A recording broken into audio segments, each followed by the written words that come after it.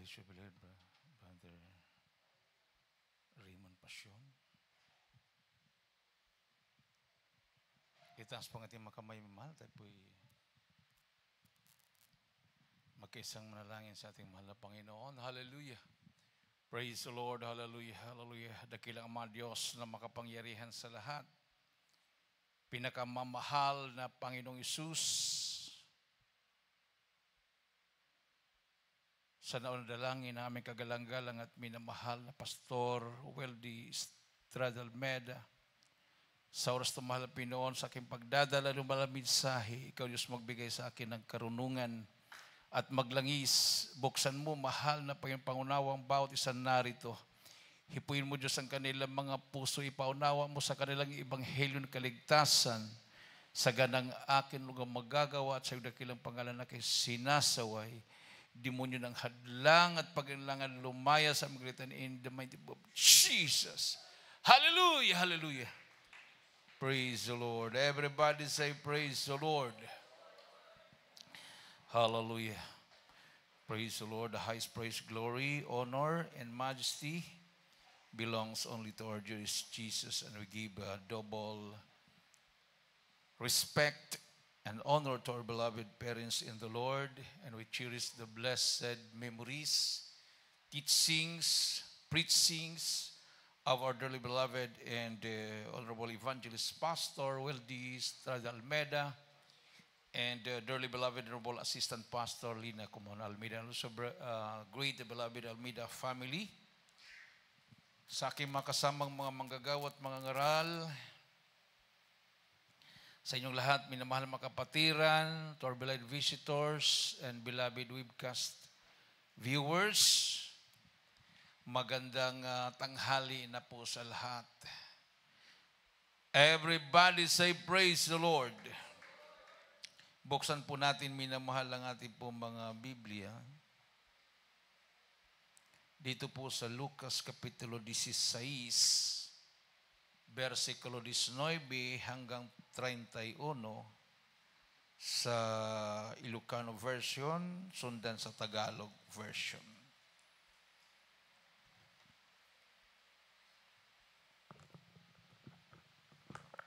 Lucas 16. Dito po sa Lucas 16, 19 hanggang 31.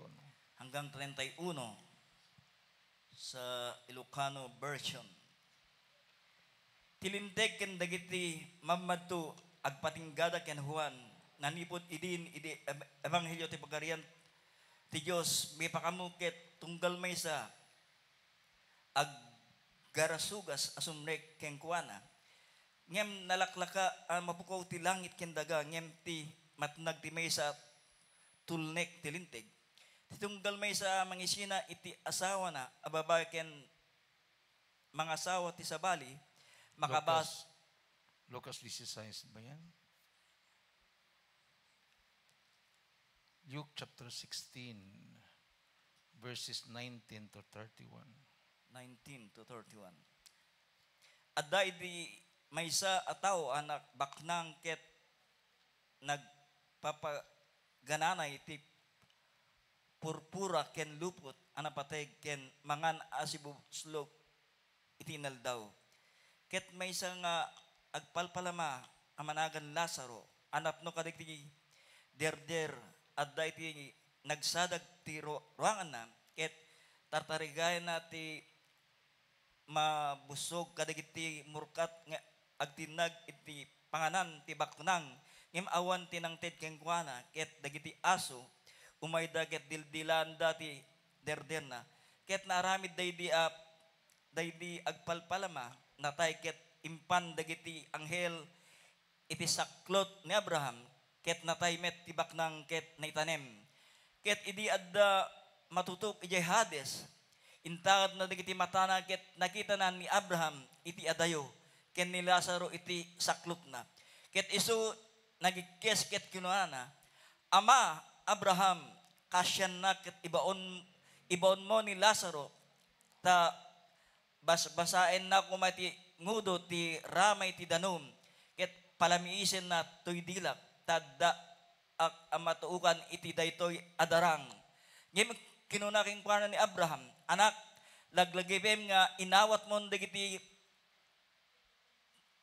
na ay mo iti pagbiag mo ket ni Lazaro kastamit inawat na dagiti rigat ngem ita isu maliwliwa ditoy ket siya matutuokan ket minawen pay kadagiti adda nagbabaitan tayo amay sa adakkel ayuyen iti kasta dagiti agtarigagay ditoy nga latiw kada kayo sanda amabalin kastamit manipud dita di kay makalatiw ditoy ket kununana dawatek nga road keng ga ama nga ibon mo kuma ti balay ni amak tada lima nga kapsat ko tapno ipaneknek na kadakwada dila ket ta umayda ditoy yan tituok ngem ni Abraham kinunana adda kadakawada ni Moses ken dagiti mamadto denggenda kumaida ket isu kinunana saan ama Abraham ngem no mapan kuma kadakwada ti maysa nga agabok kadigti natay agbabawi danto.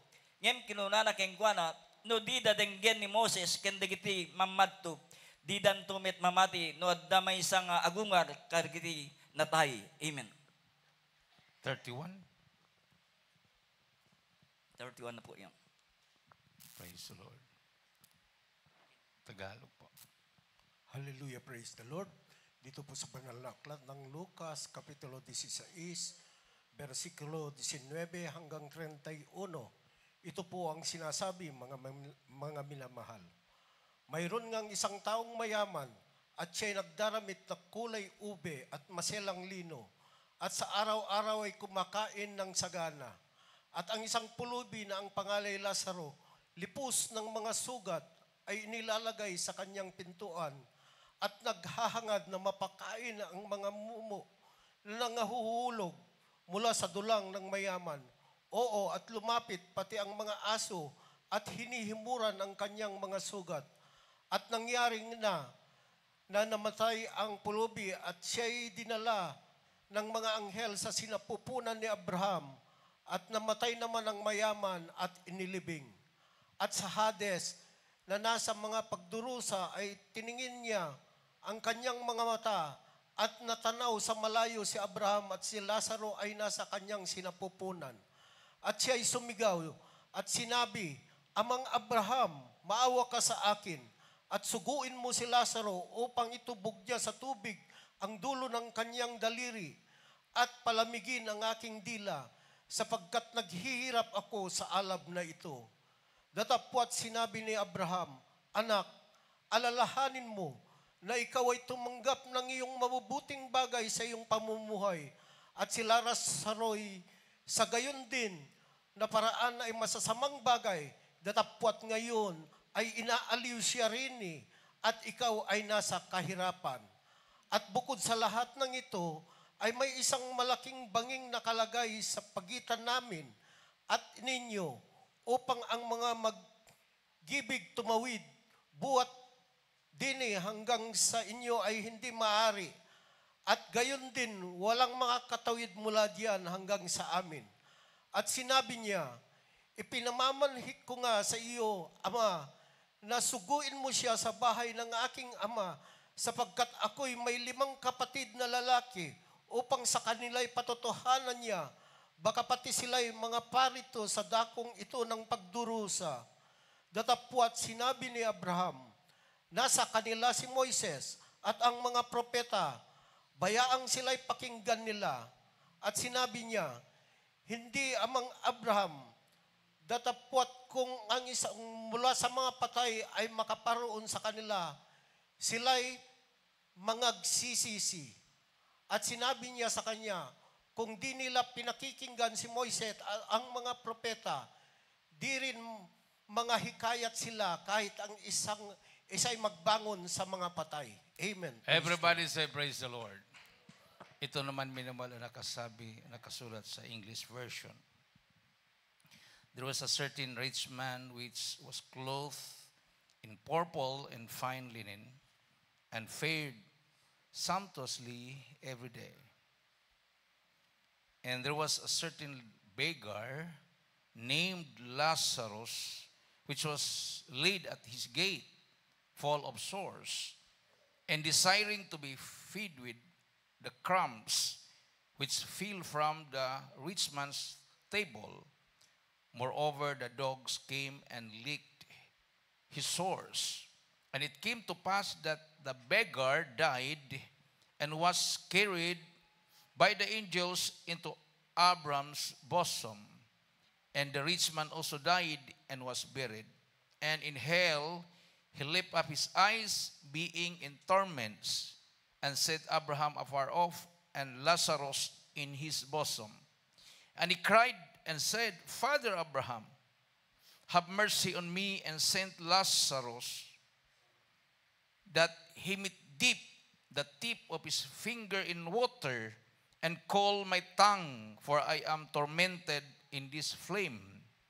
But Abraham said, Son, remember that thou in thy lifetime receivest thy good things, and likewise Lazarus evil things. But now he is comforted, and thou art tormented. And beside all this, between us and you, there is a great gulf fixed, so that they which would pass from hence to you cannot, neither can they pass to us that would come from thence.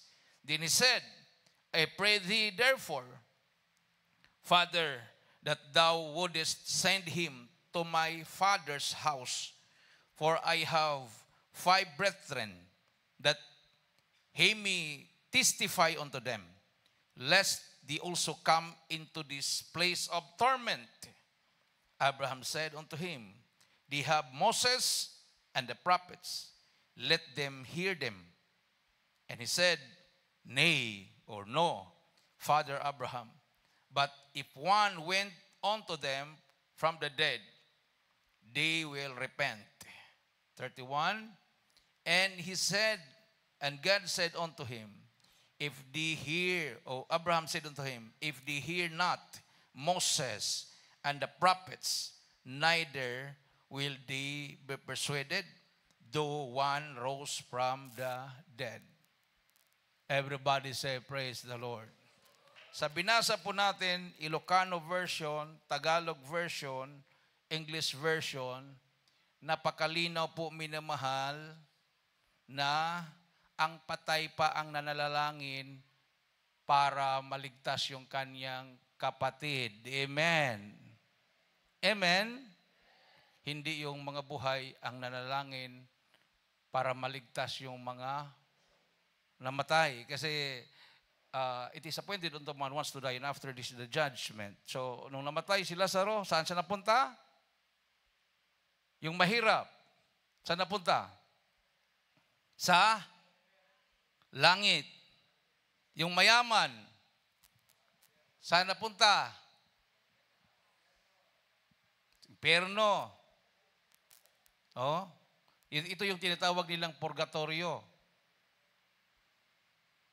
Pero kahit purgatorio man yan, sabi doon, wala ng pag-asa ang mayaman doon na makapunta sa langit. Everybody say, praise the Lord. O, diba? Sabi ng verse 27,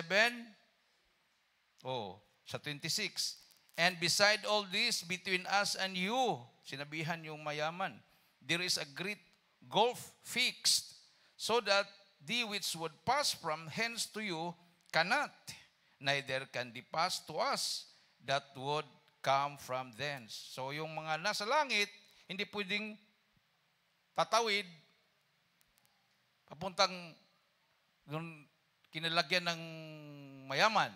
At yung mayaman naman, hindi din pwedeng pumunta doon sa kinalagyan ni Lazaro. Amen. Everybody say, praise the Lord. So anong response ng mayaman? Then he said, I pray thee therefore. So nanalangin ang mayaman na patay na, anong sabi niya? I pray thee therefore, Father, tinawag niyang Father si Abraham, that thou wouldest send him to my father's house. So si Lazaro, ipabalik mo sa balay ng aking ama. Bakit? For I have 5 brethren, that he may testify. Everybody say, praise the Lord. So napaka-importante pala yung testimonyo, no? Amen? Hindi naman sinabing para siya mag-preach. Ha? Hindi naman sinabi ng mayaman kay Abraham na ibalik mo si Lazaro para mag-preach sa aking mga kapatid. Hindi. To testify. Pag sinabing testify, mag-witness ka, mag-testimonyo ka, ang ibig sabihin, mayroon kang nakita. Amen? Ano nakita ni Lazaro?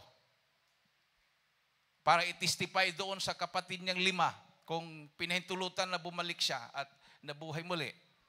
Anong i-testify niya doon?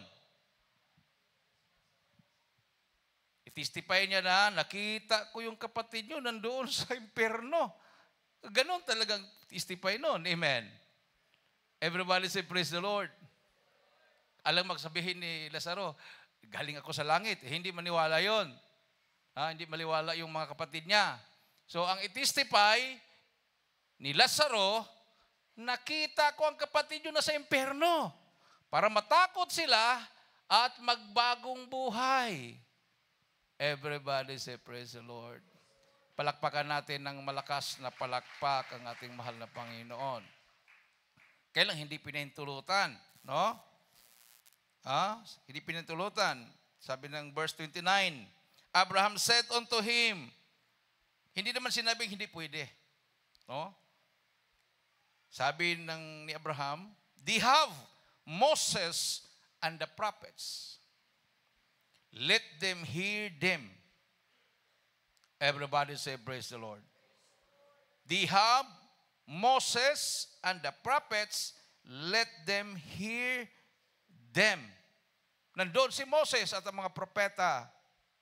Kailangan nilang makinig sa kanila.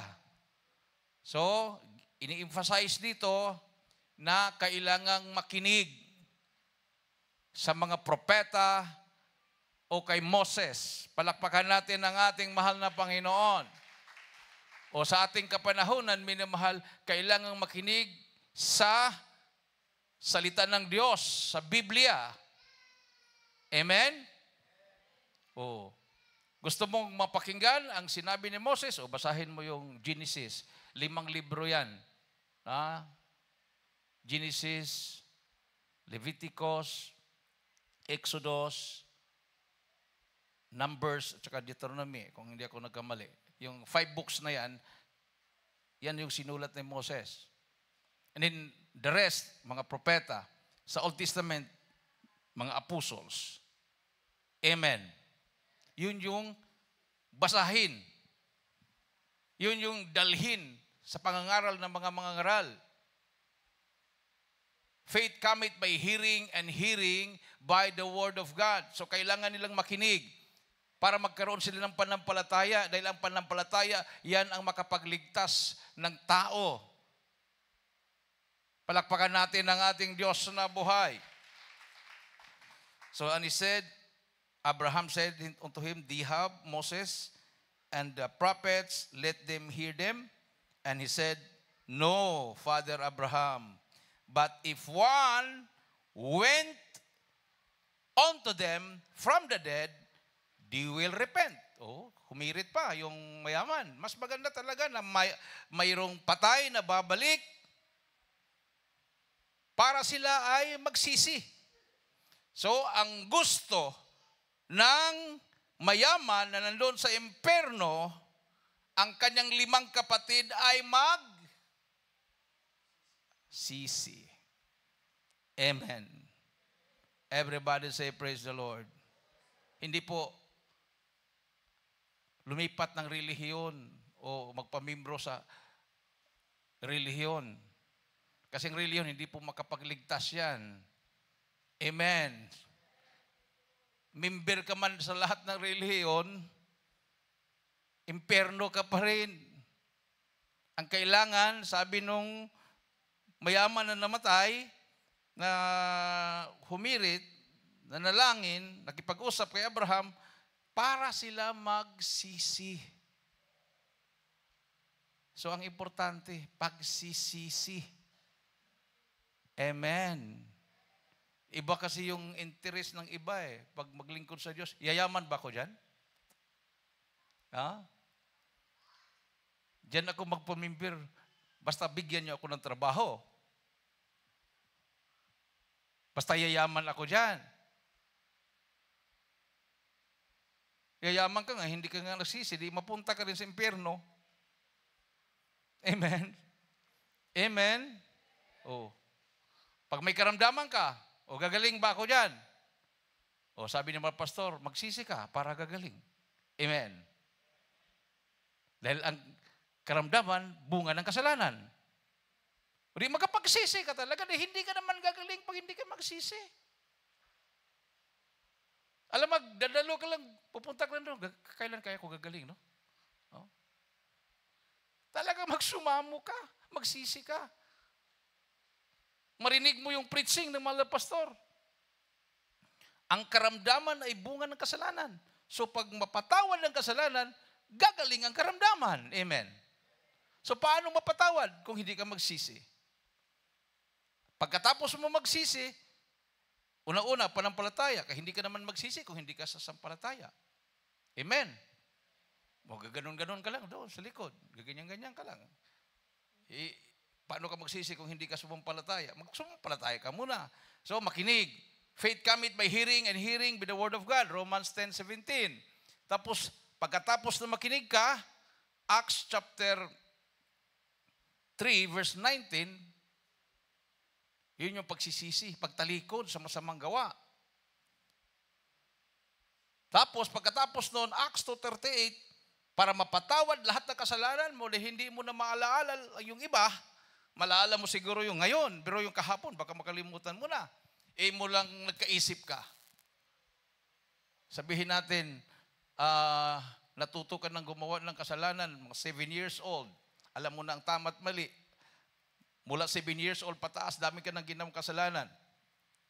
Paano mo mapagsisihan yon? Lahat. Hindi mo na alam. Amen. So, kailangan mong magpabautismo sa pangalan ng Panginoon Jesucristo para mahugasan lahat ng iyong mga kasalanan. Palakpakan natin ang ating mahal na Panginoon.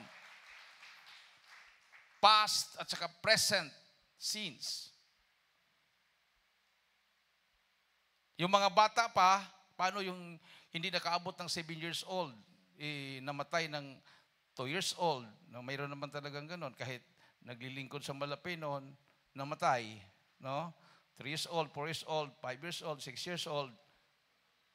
Inalay naman niyo yun, amen. Tapos na ninyong inalay nung bata pa siya, di ba? Amen? Katulad sa mahal na Panginoon, nung siya po ay bata pa, dinala sa templo, inalay siya, tapos nung malaki na siya, pumunta siya kay John the Baptist, siya po ay nagpa-bautismo kay John the Baptist.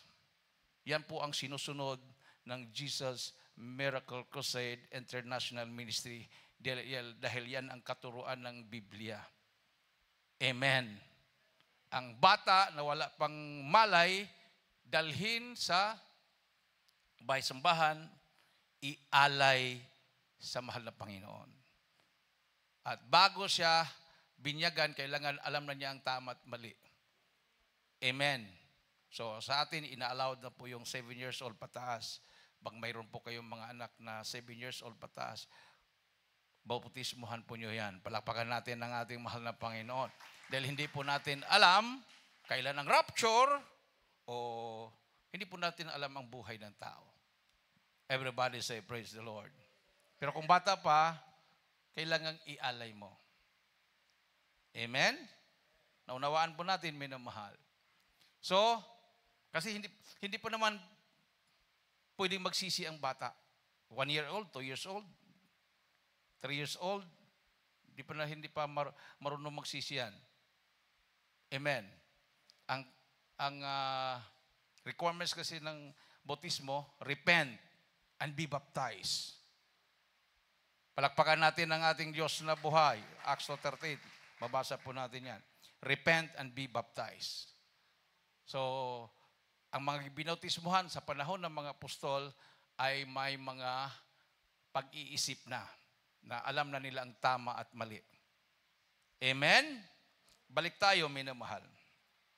Sabi ng verse 31, and he said unto him, if thee hear not, so sabi ni Abraham, doon sa mayaman, if thee hear not Moses and the prophets, neither will thee be persuaded, though one rose from the dead.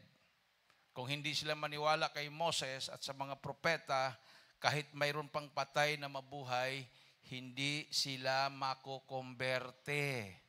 Hindi sila magsisi. Amen. Everybody say, praise the Lord.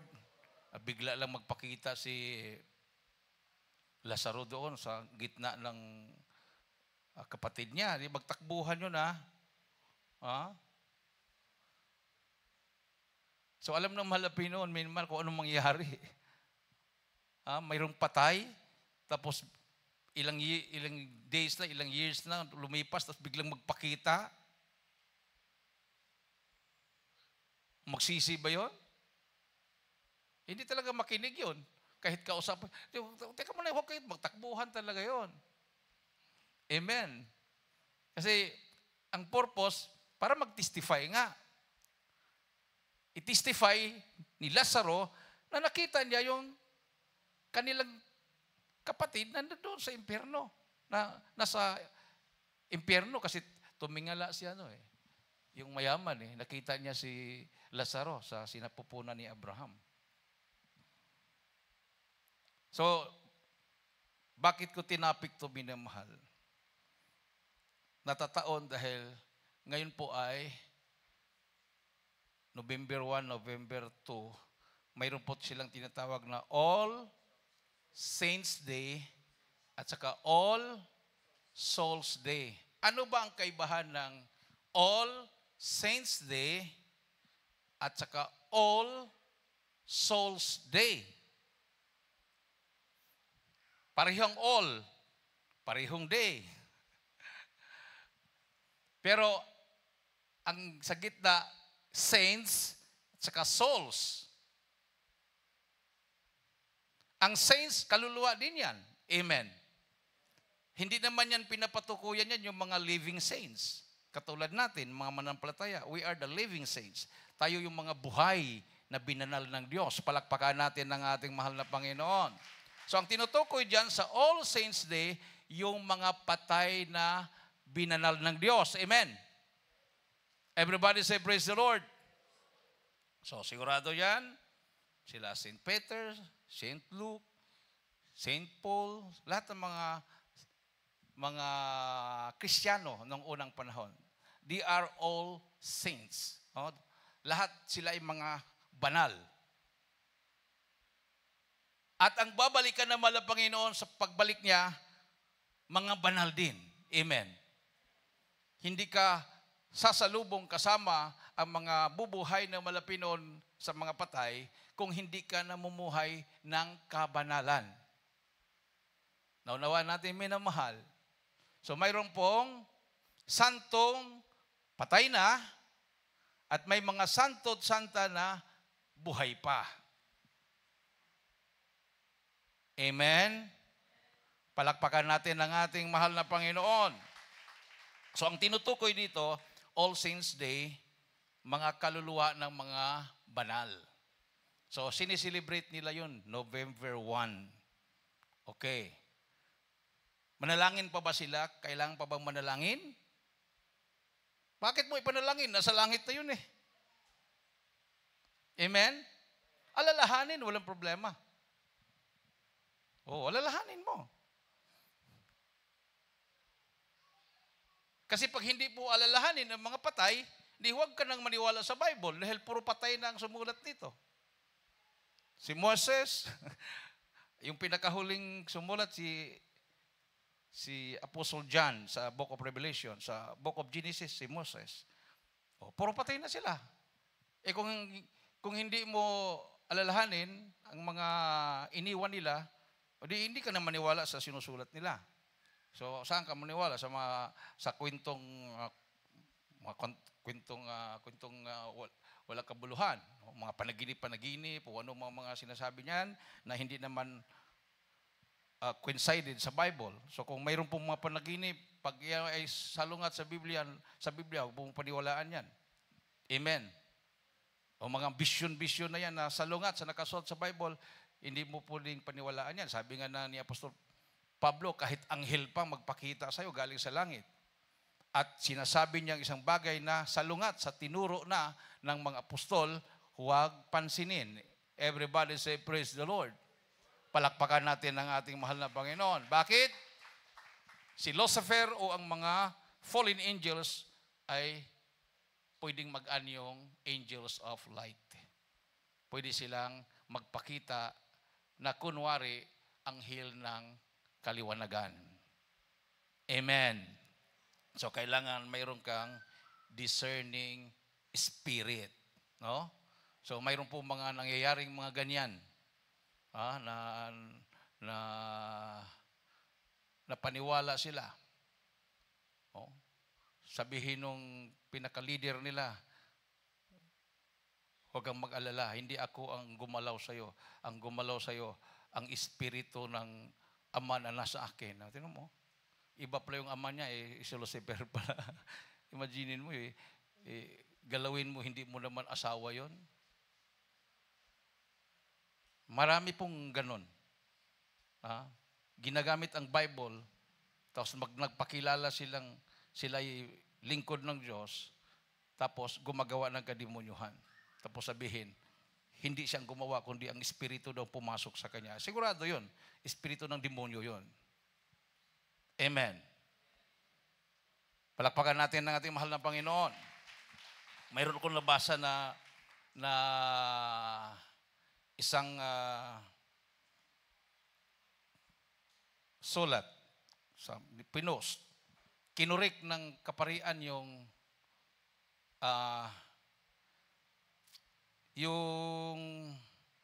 tradisyon na pag Halloween ay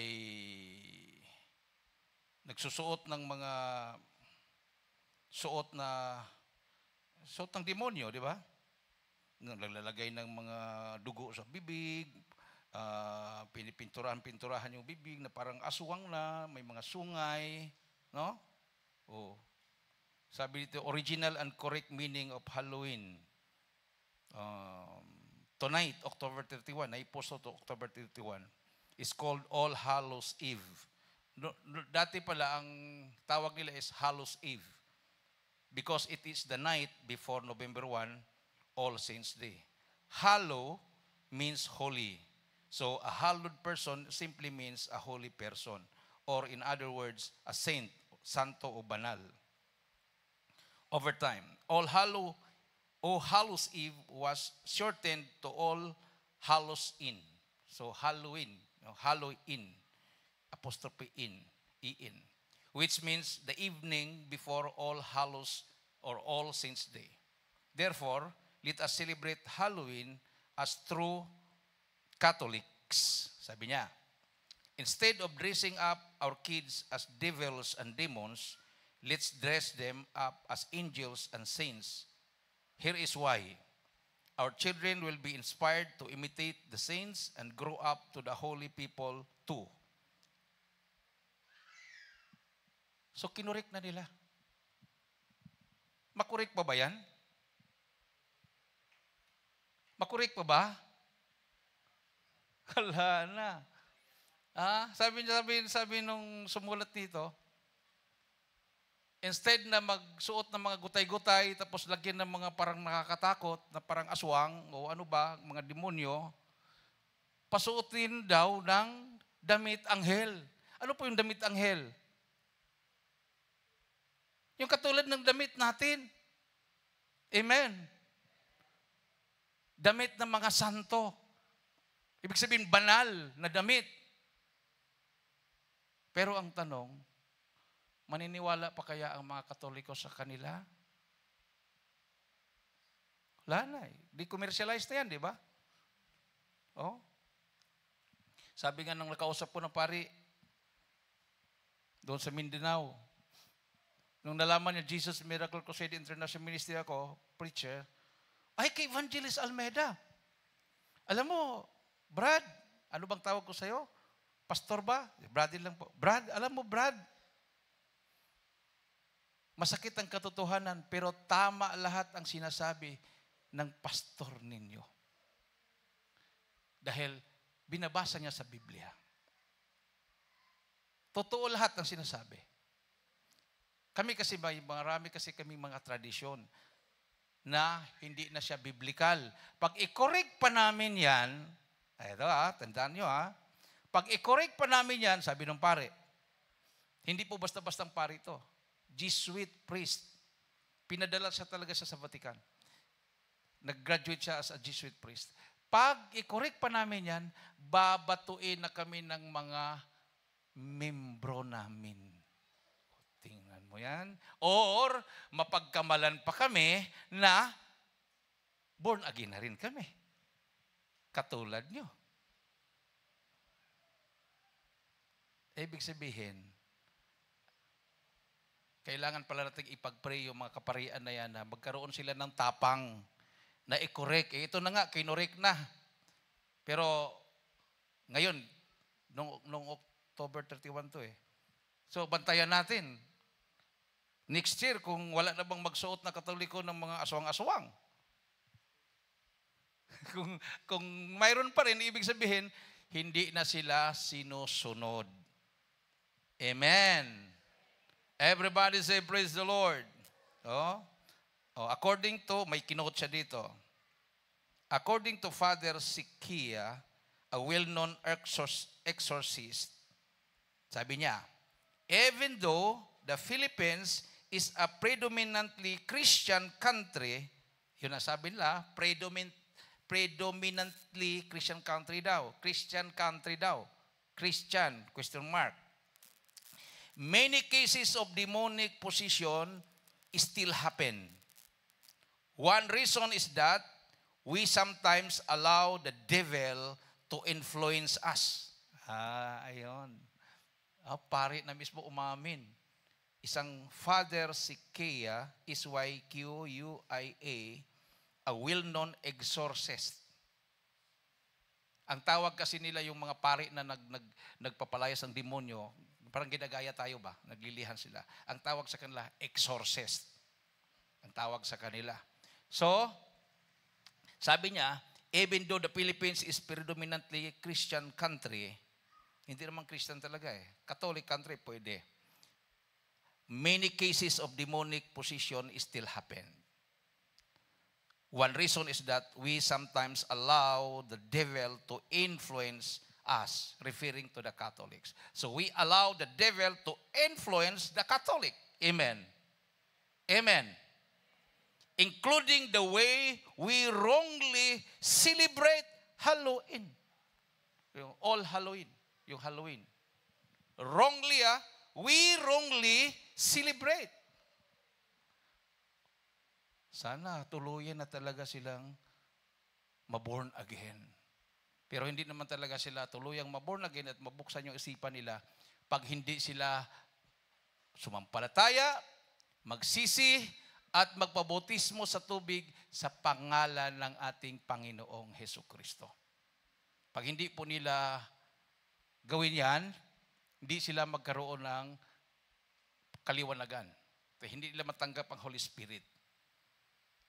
Kahit yung mga Trinitarian, Protestant churches, hanggang ngayon, bulag pa rin sila sa katotohanan dahil hindi pa sila nagparibaptize in the name of Jesus Christ. Palakpakan natin ang ating mahal na Panginoon. Tinalo pa nila yung mga alagad ni John the Baptist. Ang tigas ng puso nila didibatihin ka pa. Yung mga alagad ni John the Baptist, mga disipulo ni John the Baptist yun, 12 sila. nagparibaptize in the name of the Lord Jesus. According to Acts chapter 19, verses 1 to 5. Pwede naman silang magkipagdebate din. Sabihin ng mga alagad ni John the Baptist, bakit kami magpabautismo sa inyo? Si Kristo nagpabautismo kay John the Baptist, di ba? Oh, proud na sila doon. Malaking malaking ebidensya na 'yon. Pero hindi. Gusto nila ng kaligtasan. So, kung gusto mo ng kaligtasan, lulukin mo yung pride mo. Kaysa maitapon ka sa dagat-dagatang apoy, mapunta ka sa impyerno na pinuntahan ng isang mayaman, na itong mayaman na to, nung buhay pa, grabe siguro din ang pride nito. Ha? Hindi na natin tanungin kung saan galing yung kayamanan niya. Basta siya ay mayaman. Sabihin natin, maganda naman yung kanilang ginawa para sila yumaman. No? Hindi naman illegal yung kanilang ginawa para yumaman. Kaya lang, ang kanilang Diyos ay ang pera, hindi ang Panginoon. So, sabi ni Abraham, pinaalala, di ba? Ikaw ay kumain ng masasarap, di ba? Abraham sa 25. But Abraham said, Son, remember that thou in thy lifetime receiveth thy good things. Huh? Good things. And likewise, Lazarus, evil things. Evil things.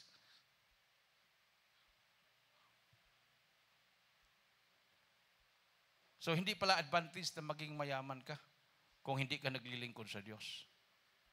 Amen. Kasi pag mahirap ka, ipag-pray mo pa yung kainin mo ng umaga. Kung mayroon kang makain, grabing pasalamat mo sa Panginoon.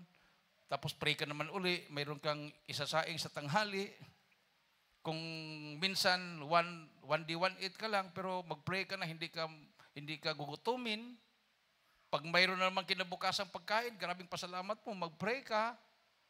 Pero ang mayaman, wala nang panahon mag-pray yan eh. O kain na tayo, puro na video yan. Nakataas nga ang kamay, pero hawak cellphone. Sarap, litson, adobo, ikot-ikot yan. Kain na, sige, kain. Video. Pag mahirap, kahit sabihin natin may cellphone ka, kaya mo bang i-video yung tuyo? O asin lang yung ulam mo? Bakit tago mo? Huwag mo video-video, nakakahiya. Di ba? Oo. Nakakahiya. Galit pa yung makasama mo, ha? Kung malunggay lang yung hahanapin mo, paano ba ito malunggay? Tinulang malunggay. Wala naman. Akala mo, paan ng manok. Yung pala, yung tanglad pala. Yung yung tanglad? Parang paang manok din, ginaganon yun eh. So, sabi ni Abraham doon sa mayaman, di ba? Nung nasa mundo ka, ang sarap ng buhay mo. Siguro pag kumakain siya sa restaurant, pagtayo, magkano? 50,000, sir. 100,000, sir. Wala problema, barya lang yan. Samantala yung mahirap, yung 50 pesos, parang ayaw pa niyang gastuhin. Ayaw pa niyang gastuhin. Pero nung namatay, nasa langit siya, ang mahirap, ang mayaman napunta sa impyerno. May kaligtasan pa siya doon. Kung totoong may purgatorio, mayroon. Dahil pwede kang magpamisa, magbayad ka ng malaki, i-mention yung pangalan ng namatay na mayaman. Everybody say, praise the Lord. Panahon ng tinatawag nilang undas, mag-request ka sa pare, pawisik-wisikan ng bindita yung pansyon. May bayad din yon. Kaya lang wala eh. Wala nang kaligtasan. Amen. Ang napuntahan ng mayaman ay wala ng kaligtasan siya doon. Everybody say, praise the Lord. So saan ba nag-umpisa ang tradisyon ng November 1 saka November 2. Hindi ko kinokontra yung pagbisita. That's a part of yung pagmamahal natin, no? Sabi dito, minamahal, ang tinatawag na All Saints Day or All Souls Day ay nag-umpisa sa France at saka Spain. So, sila po yung nag-conquer dito. Dumating si Ferdinand Magellan dito. So, nadala nila yung tradisyon. Amen. All Saints Day yun. All Saints Day. Saan naman nag-umpisa yung All Souls Day? Binanggit dito sa history, Western Christian. Western Christian. Kasi na-divide yan into two. Eastern at saka Western Christian. So, Eastern Christian at saka Western Christian. So, yung isa dyan ay nagiging Roman Catholic Church. Ang isa naman ay yung well-known na tinatawag na Orthodox. Orthodox. Yung po yung Roman Catholic Church headed by Pope. Yung Orthodox naman, mayroon po silang head din na sarili. Pero dati, buo yan sila dati. No? Nung panahon ng Roman Empire. Wala pong binanggit na ang tradisyon ng All Saints Day at saka All Souls Day, tradisyon ng mga Hudyo. Hindi po yan tradisyon ng mga Hudyo. Tradisyon po yan ng mga Western churches at saka Eastern churches, yung Roman Catholic at saka Orthodox. Later na po yun nangyari. No? Hindi po sa kapanahonan ng mga apostoles. Ang tinuturo po ng Jesus Miracle Crusade International Ministry ay lahat na nakasulat sa Bible na itinuro ng mga unang Kristiyano. Palakpakan natin ang ating mahal na Panginoon. So, ang mga unang Kristiyano, bumisita ba sila sa patay? Yes. Di ba? Bumisita sila nung ang mahal na Panginoon ay nilagay sa libingan, di ba? Nagdala pa nga sila ng perfume. Oh. Kaya lang pagdating nila doon, 3 days sila, bumisita nila pagka 3 days. Hindi naman sila bumisita ng 1 day, 2 days. Nagdala sila ng perfume. Pagdating nila doon, wala na. Oh. Nalungkot sila. Ibig sabihin, ugali nilang alagaan din yung mga libingan. Amen. Baka kinuha nga, baka ninakaw nga, di ba? Oh. So, pinuntahan nila para tingnan kung baka hinukay, no? So, ganun. Walang masama doon. Siyempre, pagpunta mo doon sa sementeryo, ang nakita mo yung libing ng lolo mo, lola mo, o kapatid mo, kamag-anak mo, tapos daming mga kugon, daming mga tumutubo doon, siyempre linisan mo yon. Kasi that's part of your love. Amen. Amen. Tapos, magdala ka ng bulaklak, wala namang masama doon. Magdala ka ng bulaklak. Huwag lang plastic. Magdala ka pa ng bulaklak, plastic pa. Para tuloy yung plastic din yung pagmamahal mo. Sabi, para daw hindi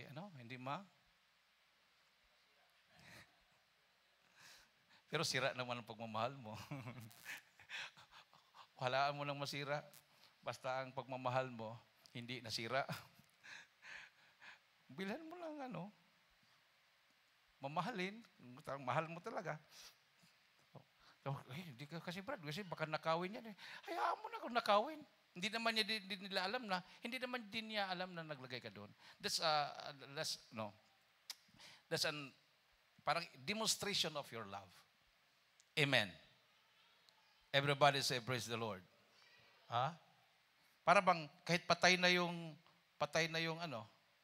nanay mo o kapatid mo, mahal mo, pakita mo yung picture, di ba?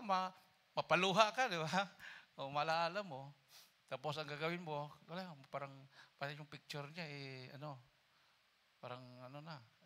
padalhin mo doon sa lagyan ng kwadro, no? Para maproteksyonan. Oh, that's an expression of your love. Hindi naman yung pagsambayan, minamahal. Ang pinunto ko lang dito, yung tradisyon na All Saints Day at saka All Souls Day. Ano bang kaibahan ng saints at saka souls? Kasi ang saints, soul din yan. Ano po itong All Souls Day? Saints ba din to? Mayroon ng All Saints Day. So, itong All Souls Day, siguro, hindi naman lahat ng nangamatay ay mga santo, ito yung All Souls Day. Ito yung pinagpipray pa nila. Kung sa dalawang namatay, na binasa natin kanina, si Lazaro, nasa langit, saint siya. Diba? Na mayroon kang marinig, Saint Lazaro. Baka hindi ko alam kung siya ba yon. Pero mayroong, kasi sa langit siya. Pag lahat na mapunta sa langit, banal. Hindi ka pa pwede makapunta sa langit na hindi ka banal. Saint lahat doon. Santo, santa, sa langit lahat. Paano itong All Souls Day, yung mga kaluluwa? Ito ba yung kasama ng mga yung mayaman doon sa lugar na hindi pa naman lake of fire yon? Hindi, huwag po natin misinterpreta. Iba po yung lake of fire. Kasi sabi ng Book of Revelation, ang impyerno at ang kamatayan, death and hell, will be thrown into the lake of fire. O ano yon? Itatapon sa dagat-dagatang apoy ang mga kaluluwa na nandoon sa impyerno or purgatorio man yan, sinasabi nilang purgatorio. Itatapon sa lake of fire after 1,000 years. So manalangin pa tayo sa mga kaluluwa noon. So para makasiguro, now is the day of salvation. Piliin na natin yung langit. Amen. Everybody say, praise the Lord. Yung iba kasi, pilosopo ay, walang purgatorio sa inyo. Dito na ako sa kinagis ng reliyon. May purgatorio pa dito. May chance pa. May chance. Pwede pa ditong paliko-liko, kanan, kaliwa, kahit saan mapunta. Samantala sa Bible, looking unto Jesus, the author and finisher of your faith. Huwag kang lumiko sa kanan, huwag kang lumiko sa kaliwa. Tapos makitid ang daan papunta ng langit. Amen. Amen. O sinasabi din ng mga pare yan, pero sinusunod ba ng mga tao? Hindi na. Hindi na minamahal. So natutuwa nga yung mga pare na may born again Kailang suriin mo kung totoong born again. Baka naman burn again. Nasunog muli. Dala-dala ka ng Bible, nagpe-preach ka ng Biblia, tapos palihim ka, umiinom ka pa rin ng alak, nanigarilyo ka pa rin, nabababae ka pa rin. Wala yun. Hindi yan born again. Burn again yan. Kung mayroong Bartolina sa impyerno, baka doon siya ilagay. Kasi ang impyerno ay temporary kulungan yan. Amen. Kulungan ng mga kaluluwa bago ang final judgment na itatapon sila sa lake of fire. So sa mga buhay pa, tayo, ligtas na ko ba? Paano yung anak mo? Magulang mo? Kanya-kanyang kaligtasan. Nasiran mo na ba? Hindi pa, nahiya ako. Alalayan ko lang. Hindi natin alam ang buhay Amen? Hindi natin alam ang bukas. Palakpakan natin ang ating mahal na Panginoon. Basta nasira na natin, okay na yon. Ang salita ng Diyos na narinig nila, tutubo at tutubo yon. In God's perfect time, magulat ka na lang. Sasama na sa'yo yon. Amen. Basta ingatan mo lang yung iyong patutuo. Ingatan po natin ang ating patutuo. Kasi pag masira ang ating patutuo, hindi na sila makukumberte. So, ingatan po natin ang ating paglilingkod. Huwag po tayong pabanjing-banjing. Ha? Huwag po nating sadyain ang hindi pagdalo sa gawain. Yung iba, ang napakalayong lugar. Panahon ng Miyerkules, panahon ng overnight. Yung hindi na talaga makapunta din malayo na. Sila ay nag-overnight sa bahay nila. Naalala ko yung kapatiran sa Cagayan de Oro. From the highway, maglakad pa ng 20 kilometers papunta sa bahay nila. Nilalakad nila yun pagdating sa highway. Pag maiwanan na sila ng sasakyan kasi sinusundo, may nagsusundo papunta ng Iligan City, sa Iligan. Papuntang Cagayan de Oro. Pagdaan, pag na-late na sila, pagbalik nila sa, lakad sila papuntang bahay, pagpunta nila doon, kung anong oras mag-start, puri na sila doon. Puri. 30 to 1 hour, joyful, solemn. Pagkatapos, patutuo. Pagkatapos, yung papa ang magbukas ng Bible, mag-Bible reading na sila. Magbigay din sila ng tithes and offering. Pag makadalo sila, makatiming sila sa sakyan, ibigay nila sa gawain. So, kasi ikaw sila sa pera, every time na sila yung magsaing, sa 10 tasa, tanggalan yung 2 tasa na bigas. Maipon yun.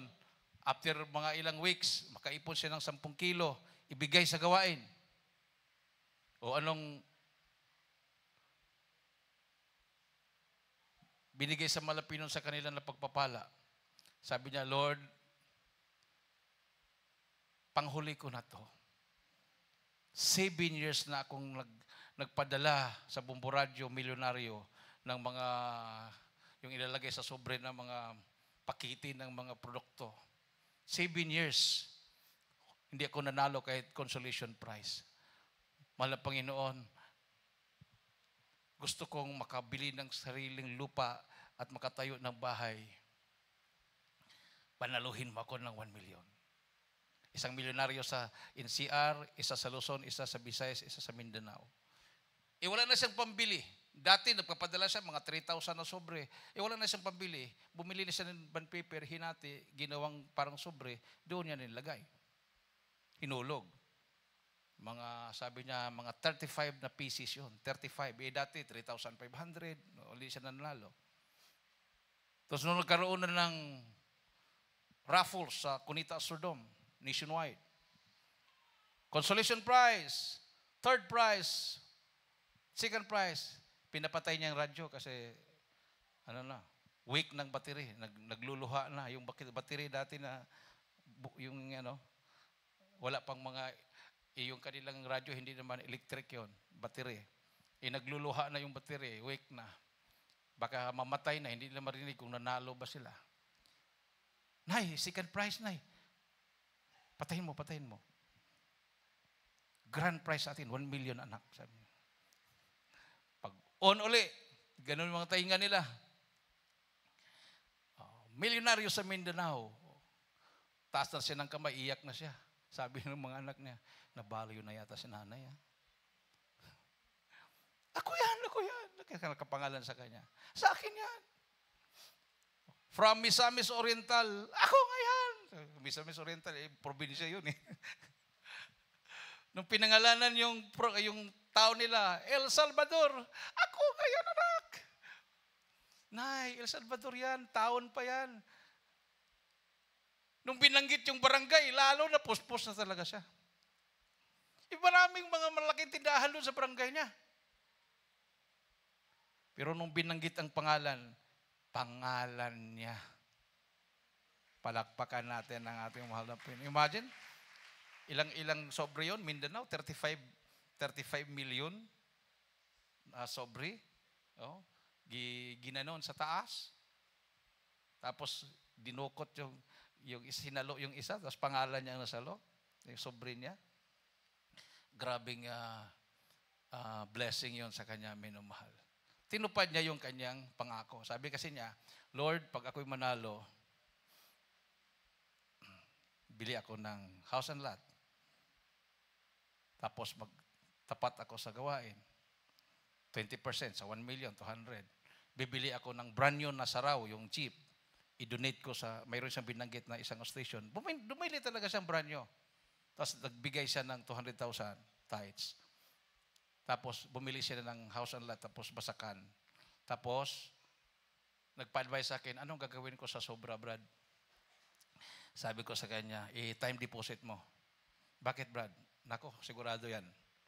Maraming manghiram sa'yo at kalimutan na kaagad yung pambayad. Time deposit. Ang mali naman sa pag-time deposit niya, hindi siya nag-withdraw para sa kanila. Nagalit yung mga anak, ma, may pangkok ba dyan? Wala anak, na time deposit ko na. Yung pangkok, wala. After 4 months pa sila maka-withdraw. So, totoo nga yung sinabi ko. Pagkalinggo, marami nang lumapit. Sis, pahiram ng 100,000, sis. Ipuhunan ko ng negosyo, sis. Yung isa naman, sis, 50,000, sis. Sa akin naman, sis, 200,000, sis. Buti na lang nag-time deposit. Kasi sigurado yun, sinong nanghiram? Binanggit niya pangalan. Nako, sis, kakalimutan ka na noon. Maraming mga ganun eh. Total, kapatiran. Hindi nababayaran. No, hindi. Pag nanghiram sa'yo ng 100 pesos, huwag mong kalimutan yon. Hiram yun eh. Bayaran mo pa rin yun. Amen. Amen. Ikaw namang nahiraman, na hindi ka binayaran, ipaalaala mo lang sa kanya, sis, di ba nanghiram ka sa akin ng 100 pesos? Sa'yo na lang yun. Para hindi na siya magkasala. Kasi mayroon kayong agreement eh. Naghiram, babayaran, hindi mo binayaran, magkasala ka doon. Naunawaan natin may mahal. Mahirap kasi mapunta tayo doon sa lake of fire o sa impyerno. So, ang ating paglilingkod, dalawa lang ang puntahan. Langit, impyerno. Saan ka? Sa dalawa. Siyempre, langit. Amen. Saan ang gusto mo na mapuntahan ng mga loved ones mo? Siyempre, langit. Pero kung pabayaan mo naman sila, parang ikaw, paging partaker na rin. So, ang gawin natin, huwag tayong mag-absent, dumalo ng Miyerkules, dumalo ng overnight, dumalo tayo ng Sunday service para hindi makasingit ang kaaway. Awitan po natin mahal na Panginoon, minamahal. Now is the day of salvation. Now is the accepted time. Hallelujah. So, naunawaan na natin ang banal na kasulatan. Kailangan nating itama ang mali nating mga kaugalian, mali na tradisyon. No? So, ang prayer ng ating mahal na pastor, lahat maligtas. Ang ating pong mga minamahal na mga kababayan, we love all of them, regardless of religions. We are not talking about religion here. Ang pinag-usapan ba natin ay ang Panginoong Hesukristo. He is the only way, the truth, and the life. Ang paglilingkod natin ay hindi po tayo sumandal sa grupo.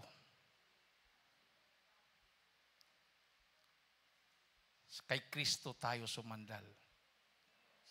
Siya ang ating sandigan. Nagtatag siya ng kanyang church nung kapanahunan ng mga apostoles at sa huling kapanahunan, ginamit ang ating kagalang-galang at minamahal na pastor para ma-establish ang kanyang iglesia. Church, ang tinutukoy po ay mga tao. Hindi po mga building. Madaling magpatayo ng building pag milyonaryo ka, magpaganda ka ng building. Kahit ginto pa yan. Kahit ginto pa yung ipatayong building, tapos nakalagay doon, Iglesia ng Panginoong Hesukristo. Ginto. Pero ang mga pumapasok, walang pagbabago, hindi nagsisisi, impyerno pa rin. Wala pong kaugnayan yung pangalan ng gintong bahay-sambahan na yon. O kahit anumang bahay-sambahan, gaano pang ganda niyan. No? Lahat na yan ay wawasakin ng mahal na Panginoon sa kanyang pagdating. At mag-establish siya ng isang kaharian na si Kristo ang mamumuno. Bababa siya kasamang mga anghel at bago yan, sasalubong tayo sa kanya sa alapaap. So, we must walk a holy life. Tayo po'y lumakad sa kabanalan. Dahil mga banal lang ang makakapasok sa langit. Pag hindi po tayo namumuhay ng kabanalan, itatapon tayo sa napuntahan ng mayaman, ang tinatawag na impyerno or Hades, which is, according to the Bible, sa huling araw, sa final judgment, ang mga kaluluwa sa Hades or sa impyerno itatapon sa dagat-dagatang apoy, the lake of fire. Itaas ang ating makamay, tayo po yung manalang umawit sa ating mahal na Panginoon. Praise the Lord. Hallelujah.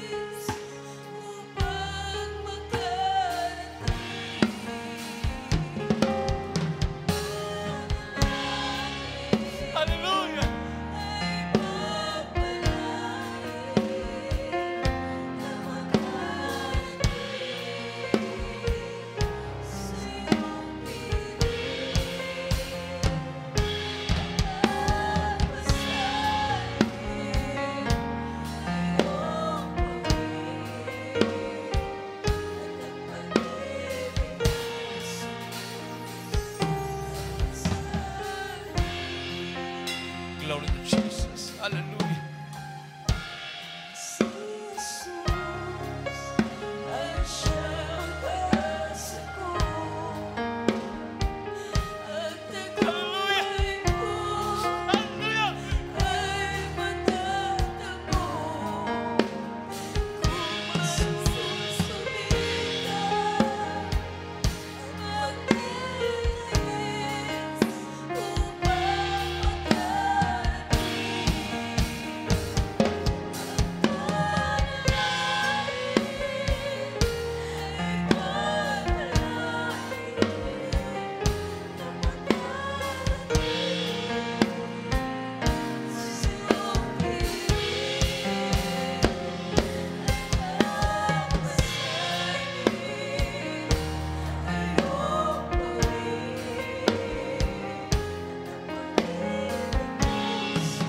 Nasa ating kalagitnaan ng presensya ng Diyos na Panginoon. Hallelujah.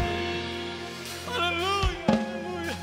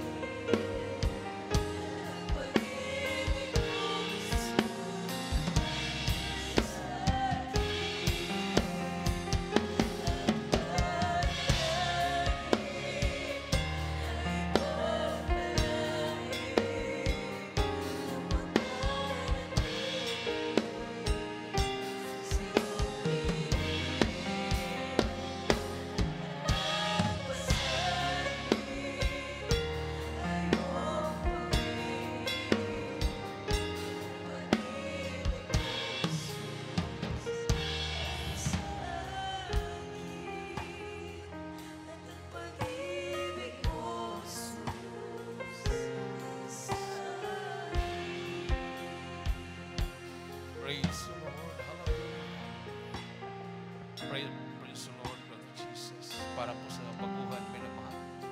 Lapit na po kayo sa harapan. Ating mga beloved viewers, mayroon po kayong kasama dyan na hindi pa po mananampalataya. Palapitin po niyo. Mayroon pong 4 na reglamento ng kaligtasan. There are 4 requirements for our salvation. Unang-una, pananampalataya. Faith cometh by hearing, and hearing by the word of God, according to Romans chapter 13, verse 17. Pangalawa, pagsisisi. Acts chapter 3, verse 19. Magsisi at maglingkod sa Diyos para darating sa iyo ang mga pagpapala nagmumula sa ating Panginoong Diyos. Nagmumula sa kalangitan. Pangatlo, Acts 2:38. Repent and be baptized.